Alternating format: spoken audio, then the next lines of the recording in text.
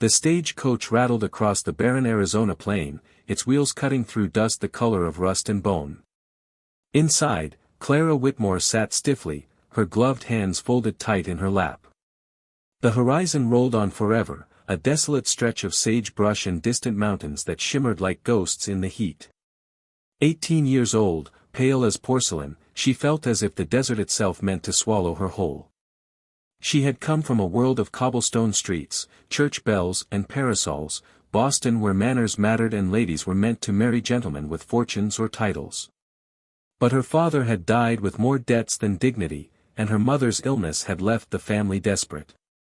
When word came through a missionary friend that a soldier at Fort Bowie sought a bride, an Apache scout, no less, her mother had wept, prayed, and then written the letter that sealed Clara's fate. Now 3 months later, Clara was bound for a marriage arranged by desperation and blessed by strangers. The stagecoach stopped at a well where soldiers watered their horses. A corporal lifted his hat and said, "You the Whitmore girl, the one for the Apache?" Clara nodded, though the words burned her ears. "Yes, sir." "Then you'll be meeting him at the fort. Name's Tazzy. Good man, they say. Knows the land like no white fellow ever will." Clara pressed her lips together. Knows the land, not knows how to treat a wife. She clung to her parasol as if it could shield her from what lay ahead. By the time the sun began to sink behind the Dragoon Mountains, the fort came into view. A scattering of adobe buildings surrounded by fences and dust. Horses made in the distance, and the smell of smoke and sweat filled the air. Soldiers moved about in blue coats, some glancing curiously at the small woman stepping from the coach. Clara's heart hammered and then she saw him standing. Apart from the others was a tall man with sun-darkened skin and long black hair tied with a strip of leather. His eyes were dark, so dark they seemed to swallow the fading light, and yet they were not cruel. He wore a buccan shirt, a wide belt with silver conchos, and boots scuffed by 1,000 miles of trail. The officer beside her said, "Miss Whitmore, this here's Taji, the man you'll be wed to." Taji inclined his head slightly. "You are welcome in my home," he said in measured English, his voice deep and calm. Clara stared at him, every fear she'd carried from Boston rising at once. He was nothing like the men she'd known, the scholars, the merchants, the suitors who quoted poetry and wore cologne. This man looked as though he had been carved from the desert itself, silent, steady, and unreadable. I thank you," she stammered, unable to meet his gaze for long. The wedding was small but solemn. A missionary priest spoke the vows in English. An Apache elder repeated them softly in Taji's tongue. Clara barely heard the words. She stood beneath the open sky, her white muslin dress dusted with red earth, the wind tugging at her bonnet strings. When it was done, she felt a hollow ache in her chest. She was married to a man whose world she did not understand, whose people she had been taught to fear. That night they rode to his home, a small adobe dwelling nestled against the base of a hill not far from the San Simon Valley. The stars above stretched wider than she had ever imagined. Thousands upon thousands glittering like shards of glass scattered by God's own hand. Inside the home was sparse but clean. A bed covered with woven blankets. A fire crackling in a clay hearth. The smell of mosquite wood sweet and strange. Taji lit the lamp then spoke softly. "You will rest here. I sleep outside tonight." Clara turned startled. Outside. But he gave a faint smile, the first she had seen. "You cry when you think no one sees. You do not wish a husband beside you yet. So I will wait." Her cheeks burned. She wanted to deny it, but he was right. Tears had come the moment the fort faded behind them. The kind that burned in her throat and made her hate herself for weakness. "I did not mean to." He raised a hand gently. "You are far from home.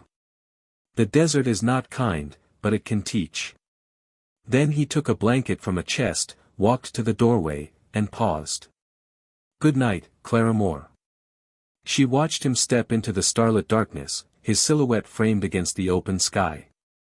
The night stretched on.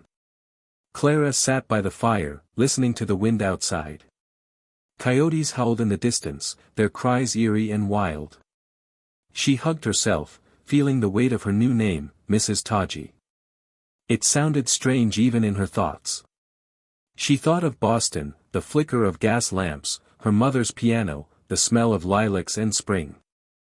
All of it felt like another life entirely. Here there was only the whisper of wind through cactus and the slow crackle of the fire. Tears welled again, spilling down her cheeks. She had not asked for this. She had not chosen this man, this place, this life. And yet somewhere deep inside a voice whispered that she might be standing at the edge of something larger than all she had known. Through the window, she saw Taji sitting by the embers of an outdoor fire. He was sharpening a knife, the blade catching the moonlight, but his movements were slow, almost meditative. Every so often, he looked toward the house toward her, but made no move to enter. Something about his stillness unsettled her. He was not like the men she knew who filled silence with words. Taji's silence was not emptiness. It was presence. When the night grew colder, she found herself shivering. Before she could fetch another blanket, the door opened quietly. Taji stepped in carrying a heavier wool cover. Without a word, he draped it gently over her shoulders. She looked up at him startled. "Thank you," she whispered. He nodded once, his eyes soft. "Sleep. Tomorrow I will show you where the sun meets the earth." Then he was gone again as silently as he had come. Clara lay awake long after, listening to the wind and to her own heartbeat. Somewhere beyond the hills, the coyotes called again, and the sound no longer seemed frightening.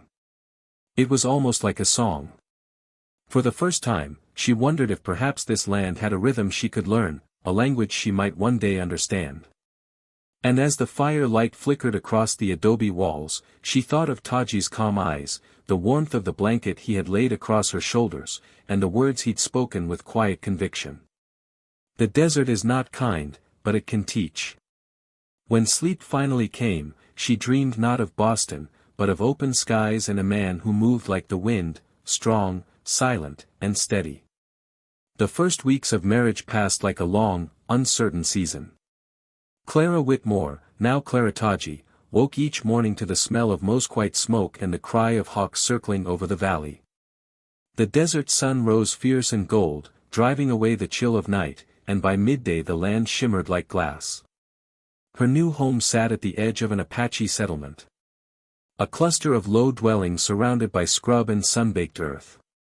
Smoke curled from fire pits where women ground corn and cooked over stones.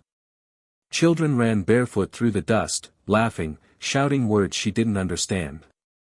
Clara stood in the doorway that first week, clutching her apron as though it were a shield. She had known she would be a stranger, but not that she would feel invisible. Taji came and went as a man with duties. He worked as a scout for the U.S. Army, though his loyalty was not theirs alone. He guided troops through the canyons when ordered. Yet his heart remained with his people. The soldiers at Fort Bowie spoke to him with clipped respect, and the Apache looked to him with mixed pride and sorrow, for he belonged to both worlds, and fully to neither. At first Clara thought him distant. He spoke little, rising before dawn and returning after sunset. But she began to notice the quiet kindness that was through his every action. He always left a jug of water inside before riding out. He repaired the latch on the door without being asked. When her attempts at cooking went wrong, as they often did, he ate without complaint. Only saying, "It will come easier when your hands learn the way of the fire." Still, there were moments she broke down. One afternoon, a dust storm swept in from the south, furious, blinding, choking the air with grit. The roof of their small house leaked under the force of wind and sand. Clara tried to hold the boards in place, but the storm tore them loose. When it passed, the roof was half gone, and rainwater soaked their bedding. She sank to her knees, sobbing. "I can't live like this. I don't belong here. I'm not made for this life." Taji came in silently, setting down the tools he had been carrying. For a long moment, he said nothing. Then he knelt beside her and began to repair the roof, his movements steady and sure. She wept harder, ashamed and angry at herself until finally he spoke. "The desert tests those who walk upon it," he said. "It does not give what is not earned." Clara looked at him through her tears. Why would anyone choose to live in such a cruel place? Taji paused, meeting her gaze. Because the desert tells the truth. It does not pretend to be gentle. You learn its heart by surviving it. She didn't understand then. But his words would stay with her. In the days that followed, Taji began to draw her into his world. Carefully, patiently, he took her riding one morning, lending her a sturdy brown mare named Kinta. Clara clung to the saddle as they rode out toward the hills where red cliffs rose like ancient cathedrals. "Look there," he said, pointing to a hawk circling high above. "She hunts not with anger, but with patience. The hawk teaches us more than 1,000 words." Clara shaded her eyes. "She's beautiful," she murmured. Taji smiled faintly. "You see now what the desert shows to those who look with open eyes." That ride changed something in her. The land that had once seemed dead began to speak. She noticed how the sage turned silver under the moon, how the rocks glowed crimson at sunset, how the wind carried the scent of rain long before the first drops fell. The Apache women too began to soften toward her. At first they laughed at her awkwardness, her fancy speech, her delicate hands, but when she knelt beside them one morning to help grind corn, they nodded approvingly. One of them, a woman named Nadali, smiled and handed Clara a woven headband. "To keep the sun from your eyes," she said haltingly in English. Clara smiled back, her heart swelling. "Thank you." In time she began to pick up words. Ashen for sun, Tu for water, Gojo for beauty. She found joy in small victories, baking bread without burning it, stitching a blanket with patterns the women showed her. But the loneliness did not vanish entirely. At night, when Tatsi sat outside by the fire, she would watch him through the doorway. His profile outlined against the flame, his eyes distant. "What do you think about when you sit there?" she asked once. He took a moment to answer. "Of my father, of the old ways, of the songs that are not sung anymore. Will you teach me one of them?" He looked surprised, then smiled. "One day, perhaps, for now, I will sing one to the fire." His voice was low and rough, carrying a melody that rose and fell like the desert wind. The words were foreign, yet something in the tune made her chest ache. When he finished, she whispered, "What does it mean?" Taji's eyes met hers. "It is a song for the one who does not yet know her own heart." She had no reply. Only the strange stirring of emotion she could not name. Weeks turned into months. The rhythm of their life grew steadier, as if some invisible thread had begun weaving them together. Yet Clara could sense the distance between their worlds.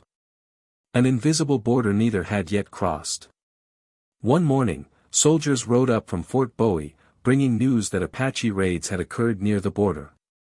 Clara watched as Taji spoke with them, his tone even but wary. When they left, she asked, "You still work for them, even after how they look at you?" He shrugged, "The land is full of walls. Some are made of stone, some of fear. I walk between them. Doesn't it make you angry?" He looked at her then long and hard. "Anger is a fire that burns the hand of the one who holds it. I keep mine small so it gives light instead." Clara fell silent. She had been raised to think of anger as something to hide, not something to master. But in Taji's calm, she saw a kind of strength she'd never known, a dignity not taught in any parlor or church. That night, as they ate by the hearth, she found herself watching him more closely. The way the light touched his skin, the faint scar along his jaw, the gentleness in his movements.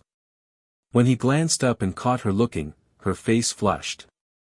"You are learning the desert," he said quietly. "How do you know?" she asked flustered. He gave that faint knowing smile. Because it shows in your eyes. You no longer look for what is missing. You see what is here.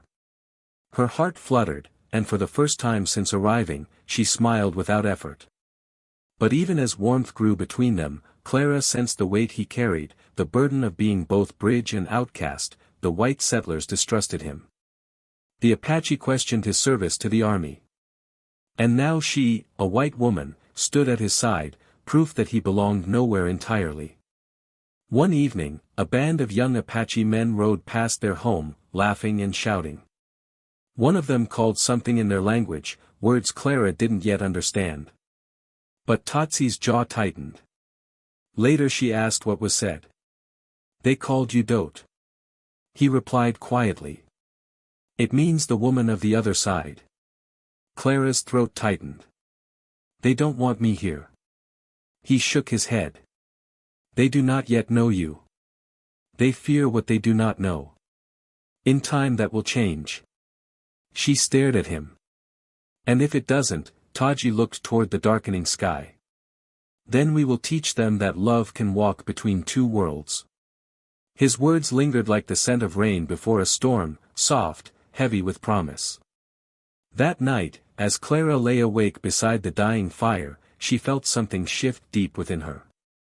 The fear that had once defined her was giving way to a fragile kind of faith, not only in Taji, but in herself. She was still learning this land, this language, this man. But slowly, surely she was beginning to understand that love, like the desert, could be both cruel and breathtakingly beautiful. Summer came hard that year. The desert cracked under the weight of the sun, and each day felt like a trial of endurance. The creek that ran near their home had shrunk to a thin, muddy ribbon, and even the mesquite trees bowed under the heat. But Clara had learned to bear it. Her skin had darkened, her hands grown calloused. She no longer flinched from the dust or the distance. Taji often said she had found her desert eyes, and she liked to believe it was true, but peace is a fragile thing. In a land divided by fear, the soldiers at Fort Bowie had grown restless after a series of raids on supply trains.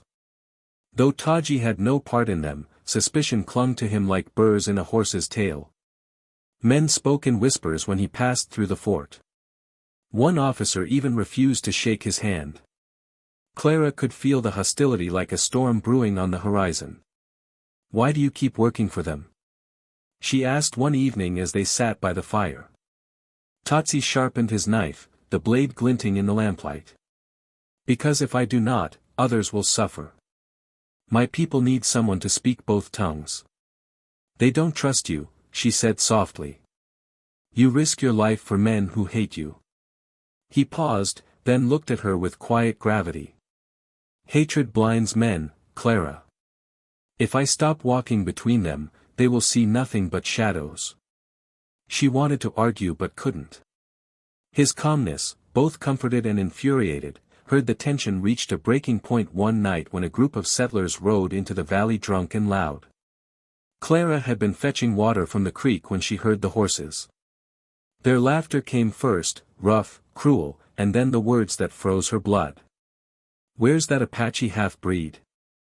Herd's keeping a white woman prisoner. Clara's pail slipped from her hands, water spilling into the dust. She ran. For the house, heart hammering. Taji met her halfway, already armed. He had heard them, too. His rifle hung across his back, but his eyes were calm. Too calm. Stay inside, he said. No, they're drunk. They'll kill you. I will not fight unless they force me. Before she could answer, the riders appeared. 5 men, rough-faced and sneering. One of them, broad-shouldered with a scar across his cheek, spat into the dirt. There he is, he drawled. The government's pet savage. His gaze slid to Clara. And the lady. Don't you worry, ma'am. We'll get you out of this heathen hole. Clara's stomach turned to ice. I'm not your concern, she said, voice trembling but firm. The man laughed. You hear that, boys? She's gone soft on him. Taji stepped forward, voice low. You have no business here. The men spread out, circling like wolves. One lifted his rifle lazily. We heard tell you're the one feeding info to your red brothers. Maybe it's time someone taught you where you belong. The next moment happened too fast. The man's rifle twitched upward and Taji moved like a striking hawk. Swift, silent, precise. He caught the barrel, twisting it aside as the gun fired. The shot went wild, shattering the corner of their porch. Chaos exploded. Clara screamed as the other men drew weapons. Taji swung his rifle, striking one across the jaw, then dropped low to dodge another blow. The scuffle turned brutal. Dust rising, shouts echoing, fists and boots in fury. A gun fired again. Clara couldn't tell who shot until she saw Taji stumble, his shoulder jerking back. Blood darkened his buckskin shirt. No. She ran to him without thinking, grabbing his arm as the men backed away, cursing. The scar-faced leader spat again. This ain't over. We'll be back for you and your loving wife. When they rode off, the desert fell silent, but for the crackle of the fire. Clara knelt beside Taji, shaking. The wound was shallow but bleeding badly. Lie still, she whispered, tearing a strip from her skirt. Please don't move, he winced as she pressed the cloth against his shoulder, her hands trembling. I've had worse, he murmured. Tears streaked her cheeks. You could have been killed. He reached up, catching her wrist gently. So could you. His touch was warm despite the blood. You should not have come out. I couldn't let them hurt you, she whispered. I won't ever let them. Something broke inside her then, the last of her walls, the last of her fear. She bent her head, weeping openly now, her tears falling on his skin. I'm sorry, she said between sobs. I believed what they said about your people, about you, and I was wrong. Taji's fingers brushed her cheek. You see with new eyes now. That is enough.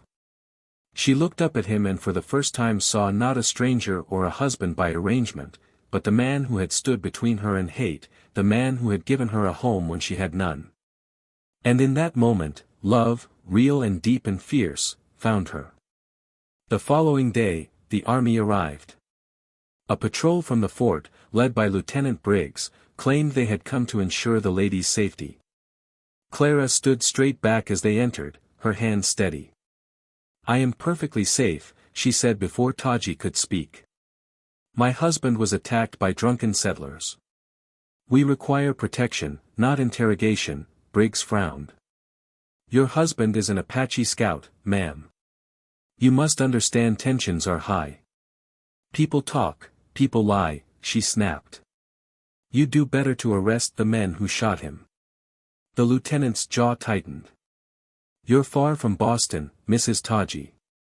You'd be wise to remember which side you're on. She stepped forward until her voice trembled with quiet rage. My side is with my husband, Briggs said nothing more. He left orders for them to relocate closer to the fort for their safety. Taji agreed, though Clara could see the bitterness in his eyes. That evening, they rode out to an abandoned ranch near the foothills, a lonely place with a single wind-worn shack and a dried-up well. Clara unpacked what few belongings they had. Her heart heavy. It's not fair, she said finally. They punish you for surviving. Taji stood at the doorway watching the sunset. Fairness is a dream for those who sleep safe behind walls. We live awake, she came to stand beside him. The sky burned with color, gold fading to crimson, crimson to violet. Then we'll stay awake together, she whispered. He turned to her slowly, and the look in his eyes was something she had never seen before. Soft, unguarded, full of quiet longing. He touched her cheek, tracing the line of her jaw with his thumb. You are braver than the men who call themselves soldiers, her breath caught. And you are kinder than any man I've ever known. He leaned closer, his forehead resting against hers. The world will not understand us, he said. Then let it not understand, she murmured. We'll make our own world.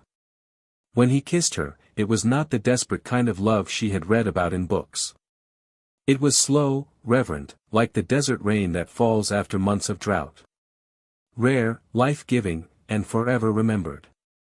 That night, Clara lay beside him under the open sky, his arm wrapped gently around her. The stars above seemed endless, bright as scattered embers. For the first time since leaving Boston, she did not feel lost. She felt found. The desert wind whispered through the grass, carrying with it the faint echo of his words. The desert tells the truth.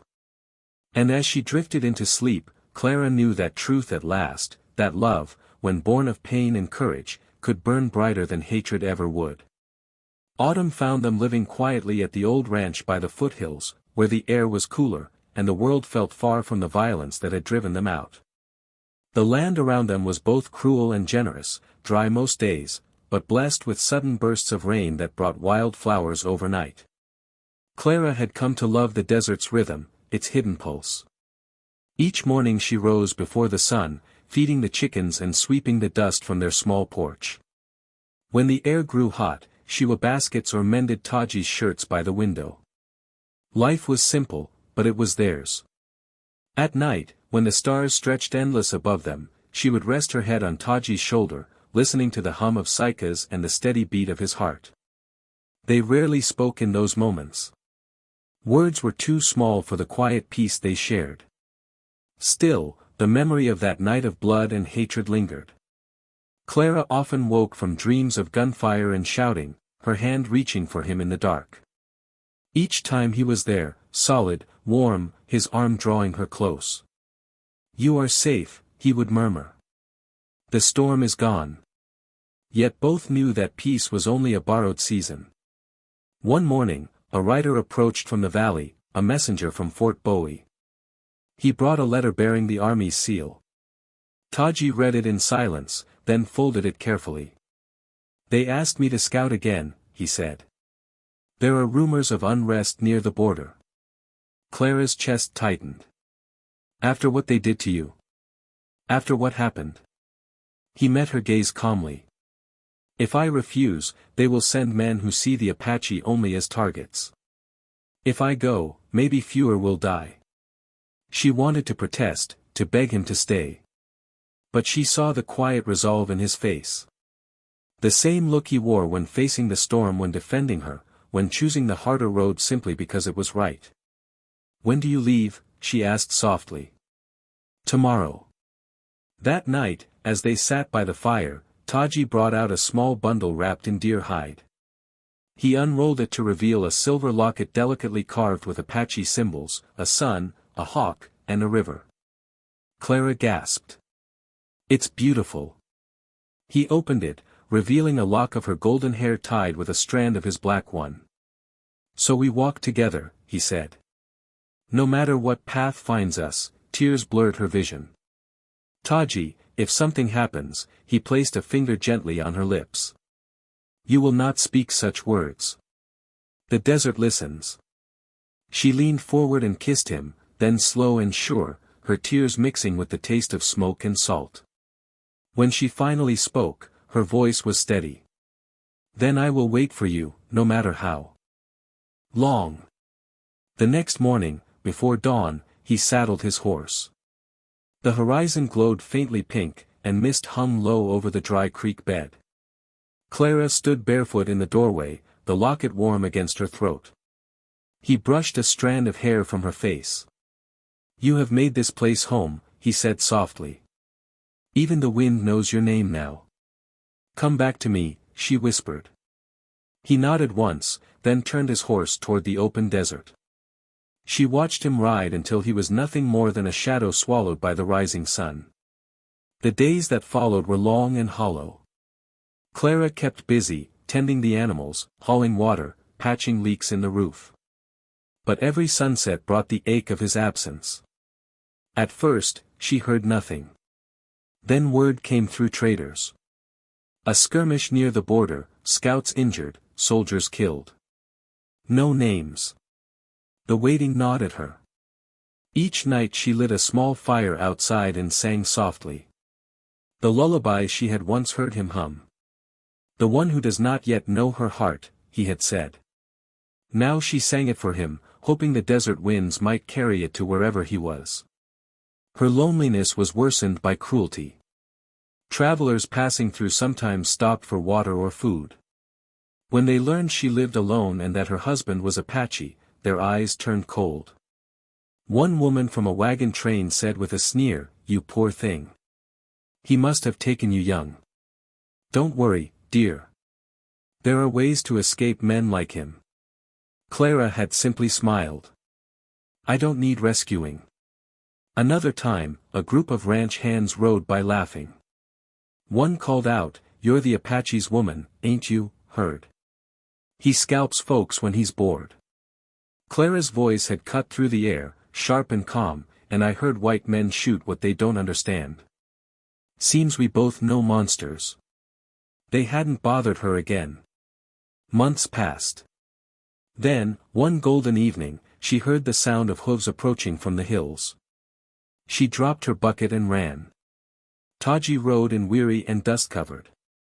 His shirt torn and a scar running along his arm, but he was alive. Clara flung herself into his arms, her tears falling freely. He held her close, burying his face in her hair. Neither spoke for a long while. The silence said what words never could. When he finally pulled back, his voice was, "Oh, you eat always," she whispered. "You found your way home." He smiled faintly. The desert remembers its promises. That night they lay beneath the open sky, her head resting on his chest. He told her of what he had seen, the senseless killing, the endless mistrust, the men who would never understand peace. She listened, her heart heavy but proud. "You carry too much," she said softly. He shook his head.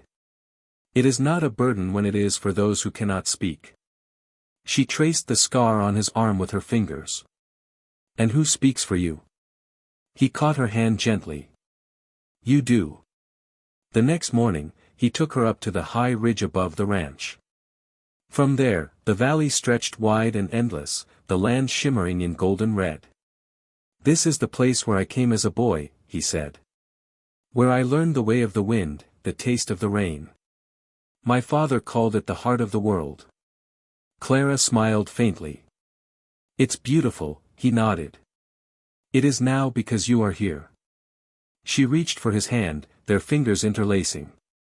"I used to think beauty was what I left behind. Music, fine houses, polished shoes. But this," she looked around, eyes shining. "This is what it truly means to be alive." He turned to her, his voice low and full of warmth. "You have learned the song of the desert, Clara. It is the same song my people sing for love that endures." As the sun dipped low, they stood there in silence, the wind tugging gently at their clothes. Below them the world burned in color, amber, rose and violet. And for that fleeting moment there was no line between white and Apache, soldier and native man and woman. There was only the earth and the two of them upon it. Taji reached into his pouch and withdrew a handful of turquoise stones polished smooth by time. He placed one in her palm. "For your strength," he said, "and for the child the desert may send us one day." Clara's breath caught. "A child?" He smiled. "If the wind wills it," she closed her fingers around the stone. "Then we'll raise them here between two worlds, but belonging to both." Taji nodded, his eyes glinting in the fading light. "That will be our gift to this land."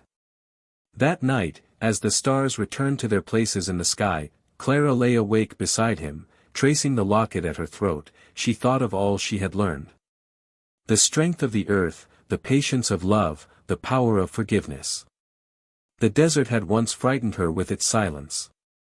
Now she understood that silence was not emptiness. It was the space where truth lived. And as Taji's breathing slowed beside her, she whispered into the darkness, "Thank you, my love, for teaching me how to see." The wind stirred the curtains, carrying her words into the night. Somewhere beyond the hills, the coyotes answered, their calls weaving through the stars like a song. Years passed, and the world around them began to change. The railroad stretched its iron veins across the plains. New settlers poured into the west, and the desert that had once belonged to the wind and the hawk, now echoed with the whistle of trains and the hammer of progress. Clara watched from the porch of their small ranch house as wagons rolled by, their wheels kicking up red dust that glowed in the sunlight. She was older now, her hair touched with gold and silver, her hands rough from years of work, but her eyes still held the same spark that had once challenged a proud Apache warrior to see her as more than a frightened bride. Behind her, Taji was carving a new post for the corral fence. His movements were slow, measured, the strength of his youth tempered by wisdom. When he looked up and saw her watching, his mouth curved into that quiet, knowing smile that still made her heart ache. "Another trail of wagons," she said softly. "Seems every month the world grows a little louder." He wiped his hands on his trousers and joined her at the porch. "The land remembers what it was," he replied. "Even if men forget," Clara leaned against him, resting her head against his shoulder. "Do you think it will forget us someday?" He turned his gaze toward the mountains where the late sun burned the sky in crimson and gold. "No," he said simply. "The wind will remember your laughter. The soil will remember your steps and the river." He paused, brushing a strand of hair from her face. "The river will remember our love." The years had given them much peace, understanding, and a son. Samuel, now 12, had his mother's fair hair in his father's eyes, deep and steady like the desert pools after rain. He spoke both English and Apache, could ride bareback through the hills, and had learned the old stories that Taji passed down by firelight. Clara sometimes watched him as he sat beside his father, listening intently as Taji spoke of his people, of honor, of balance, of the sacred bond between man and earth. She knew that in Samuel, two worlds had found a fragile peace, but peace in the land was harder to keep. The army still watched the reservations with suspicion. Settlers feared raids that no longer came. Rumors stirred like dust in the wind. One spring, word reached them that Taji's cousin, one of the few still free beyond the borders of the reservation, had been captured. The soldiers planned to move him east in chains. Taji's jaw tightened. "He is no enemy," he said. "He only wants to live where his father is buried." Clara placed a hand on his arm. "You can't go. Not this time." "I must." His voice was quiet, but resolute. "If they take him away, they will not stop there." She knew he was right. And yet she felt the old fear clawing at her chest. The same fear that had haunted her when he left to scout for the army years ago. That night as they lay together, she whispered, "If the world won't change what's left for us." Taji's answer came softly through the darkness. "Then we change the world one heart at a time. That is all anyone can do." He rode out before dawn. Samuel stood beside her on the porch, watching his father vanish into the horizon. "Will he come back?" the boy asked quietly. Clara's hand trembled as she placed it on his shoulder. "He always does," she said, but her voice cracked on the last word. Days stretched into weeks. Clara kept the fire burning every night, a single flame that never went out. The desert winds grew harsh. Sandstorms swept through the valley, turning the air into gold and fire. Still she waited, her prayers carried by the same wind that had once brought her love. Then one dusky evening as the sun bled into the mountains she saw a figure approaching. At first she thought her heart had tricked her, but then she saw the familiar way he rode upright, sure, unhurried, and she ran down the path barefoot, calling his name, Taji. He dismounted slowly, his clothes torn and face weary. In his arms he carried a folded blanket. Within it lay a small bundle. Her eyes widened as she saw movement. "It's his daughter," Taji said softly. "Her mother was gone. I couldn't leave her." Clara reached out, gently lifting the baby into her arms. She was dark-haired with skin like warm bronze and eyes wide as the desert sky. The child blinked up at her unafraid. "She's beautiful," Clara whispered. What's her name? Her mother called her Ayana. Taji said, it means eternal blossom. Clara smiled through tears. Then she will grow here between two hearts. They raised Ayana as their own. Samuel adored her, carrying her on his shoulders and teaching her words in both languages. Clara taught her to read, to sew, to listen to the hum of bees in the cactus bloom. Taji taught her to track the rain, to honor life and never take more than was needed. In that small family, two born of different worlds, two children of both, a peace deeper than any treaty took root. Years later, travelers passing through often stopped at their ranch to rest. Some came from the east, their faces pale and eager for fortune. Some were soldiers, quiet and hardened by regret. Clara and Taji welcomed them all, offering water, bread, and shelter. When asked about her husband, Clara would simply smile and say, he taught me what love means. And when they asked Taji how a warrior of the Apache came to marry a woman from New York, he would look toward the horizon and say, the wind chose her for me. One summer evening, as the sun fell behind the mountains, Clara sat outside with Ayana at her knee. Samuel was away trading horses. Taji was inside finishing a carving for their daughter's birthday. The cicadas sang, the air warm and fragrant with sage. Tell me again, Ayana said, her small hand tugging at Clara's sleeve. How did you and father fall in love? Clara smiled softly. I cried on my wedding night, she said. I was afraid. I thought I had lost everything. Ayana frowned. But you found father. Yes, Clara said, her eyes glistening. And in finding him, I found myself. He showed me that love isn't always soft. It can be wild like the desert wind. But if you listen to it, truly listen, you'll hear the song beneath it. What song? Clara gazed out over the horizon where the first stars were appearing. The song of two hearts that beat as one. Ayana rested her head on her mother's lap, her eyes growing heavy with sleep.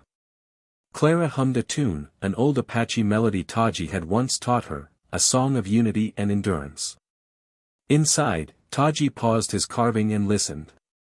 A faint smile touched his lips. In the years that followed, the world continued to change. The railroad reached the town, and the old trails turned to roads. But the ranch remained standing quiet and steadfast, just as it had since the day two souls from opposite worlds had joined beneath a desert sky. When Clara grew older, and her hair turned fully silver, she often sat outside at sunset, the locket still resting against her heart. Sometimes when the wind moved through the sagebrush, she swore she could hear faint laughter, the echoes of a girl who once wept on her wedding night, and a man who taught her that love could be freedom. And when her time finally came, it was peaceful. Taji held her hand as the evening light faded, his thumb tracing slow circles on her palm. Don't be afraid, he whispered. She smiled faintly. I'm not. The desert will remember us, Taji nodded. Always. He buried her beneath the mosquite tree overlooking the valley beside a patch of wild flowers that bloomed every spring. And every evening thereafter he came to sit beside her, speaking softly to the wind as if she still listened. Years later, when he too passed into the silence, Samuel and Ayana buried him beside her. Together again, two hearts beneath the same endless sky. And when the desert winds blew through the valley, they carried with them a song, low, eternal, full of love and memory. The song of two hearts that had once defied the world and taught it what love truly meant.